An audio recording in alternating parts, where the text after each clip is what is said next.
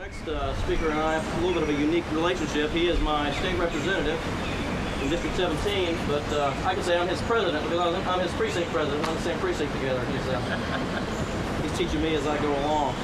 Went to my first precinct reorganization meeting this year and got elected as president. So, you know what's interesting? I'm finding in the Republican Party as I went to the county state convention this year, I would say that wager to say that about 1/3 or more of the people that were there for the first time. There's a lot of Tea Party people there. And I have hope for the first time in my life. It's the first time in my life I've actually been involved directly in the Tea Party. I've always been involved in politics, but always from an outsider and with the Republican Party by default, only in as much as they were conservative. But I find that there is a true grassroots movement amongst Republicans. I know my friend Gay there is shaking her head, and she was quite fired up the other day with a school choice bill. I won't get into that whole issue, but people like Gay, and I'm trying to get her to run for office against some of these good old boys. So, Gay, my next campaign now. Back to Tom.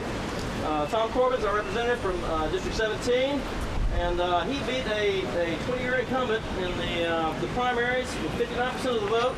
Outright in a three-way race. Nathan Earl is going to come up later. He was also in that race and garnered a respectable 9% of that vote. And that just demonstrates to me, I have never seen more grassroots involvement in any campaign, not even a presidential campaign. If you were in Marietta, Tigerville, up in that area, up in District 17, every other yard, sometimes 3, 4, 5 houses in a row would have a Tom Corbin sign in their yard. Sometimes 5 signs in a yard. 5 signs in a yard. Now I think I had at one time 12 Nikki Haley signs in my yard, but Tom may have a speak there. Oh, share the love. But to me, that just warmed my heart because we can see that even a 20-year incumbent, and I don't want to call names here, just the principle of it, that it can be done. If we feel that a person has strayed from the party or has lost their way or has been there too long, a newcomer to politics can take someone down within the party who is a strong, entrenched Republican. And we need strong conservatives like that. That's what we're here today for, is a person who is a non-insider, who is not tied down to the inside, who is his own man, and who is able to stand against the Republican Party and the Democrats as well. You know, it's an equal opportunity there. Democrats and Republicans alike, because there are good old boys, there are rhinos, they're in both parties. I don't guess there's technically rhinos in the Democrat Party, but whole other story. Without further ado, Mr. Tom Corbin, come on up.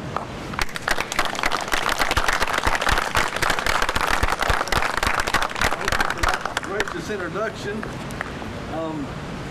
As he said, I'm Tom. I serve in District 17, and I'm proud to have him working shoulder to shoulder with me for the solid conservative movement.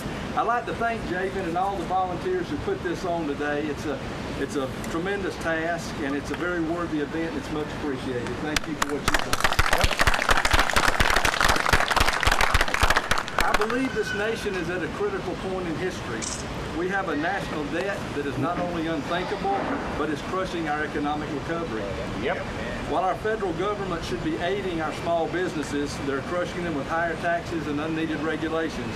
This is not how our founding fathers designed our government to operate. We true conservatives believe in smaller government, less taxes and regulation, and the spirit of entrepreneurship of the people of this great nation. I believe it is critical to elect our next president based on their belief in true conservatism and their promise to fight for it. We believe Jim DeMint is a man who can accomplish this.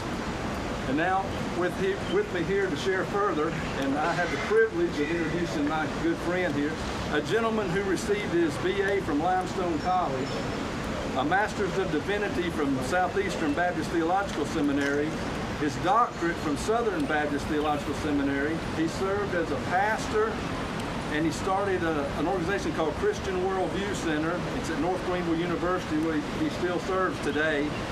Most of us, though, know him through his dynamic radio show, Christian Worldview, on Christian Talk 660. So please join me in welcoming to the stage Dr. Tony Banks.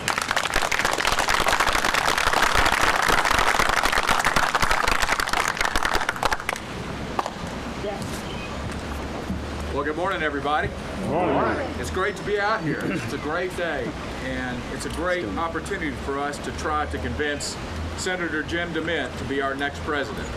I want to encourage you, if you don't have his books, get them. This book is incredible. It's one of the best books on how the government works, or at least how it should work, that I've ever seen. You also need this one. It's called Why We Whisper. And he wrote this book right after he defeated Inez Tenenbaum, when actually he got into a controversy over some comments he made, and people would come up to him in the parking lot and they would say, "Senator, don't worry about it, we're with you." But they wouldn't say that in public. They would only say it in private. And so thus the title, Why We Whisper. And he's encouraging people who have the right value system to stand up. He's been doing that for a long time. Right before both men died in 1826, John Adams wrote to Thomas Jefferson. He said, "My friend, you and I have lived in serious times. We live in serious times. We need serious leadership." 3 reasons why I think Jim DeMint ought to be president. Number 1, he understands the root of our problems. You can't just understand the symptoms. You've got to know what got us to where we are. In his book, Saving Freedom, he said centralized government and collectivist principles were catalysts and facilitators of America's decline.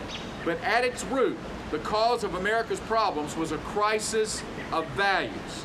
He went on to say our federal government and opportunistic politicians became the enablers by telling Americans they could have it all without responsibility, risk, or sacrifice. Many Americans became addicts of government promises. And then he said this, because another root of our problem is socialism. Jim DeMint said the siren song of socialism already has many Americans under its control, and unless we change our course, it will devour our prosperity and our hope for a better future. Freedom and socialism cannot exist together. They are incompatible. The fight to save America has to begin today. I believe that's true. The second reason we need Jim DeMint, he's not a reservist, he's a frontline leader in the fight. See, the problem is we need to get somebody who's in the fight on the front lines right now. That's where Jim DeMint is. He's in the middle of the United States Senate. Does anybody know who Curtis Painter is? Nope. Well, you probably heard the name Nathaniel Green, but how about Hannibal Hamlin? Well, Curtis Painter is the backup quarterback for Indianapolis Colts. Nathaniel Green was George Washington's second in command, and Hannibal Hamlin was Lincoln's vice president. We don't know those guys very well because we know the men that stepped up to the front of the pack and became the leaders that we had to have at that time in our history.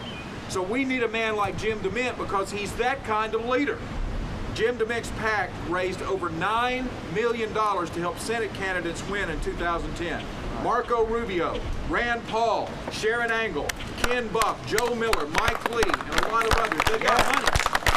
They were all staunchly conservative, and most were opposed by the Republican establishment. And as the election of 2010 approached, U.S. News ran a story entitled, "DeMint chooses purity over politics and over the GOP leadership." Well, how about that? Jim DeMint refused to ask for an earmark to fund the study that would deepen Charleston's harbor. He stood on principle when everybody in the state was calling for political expediency.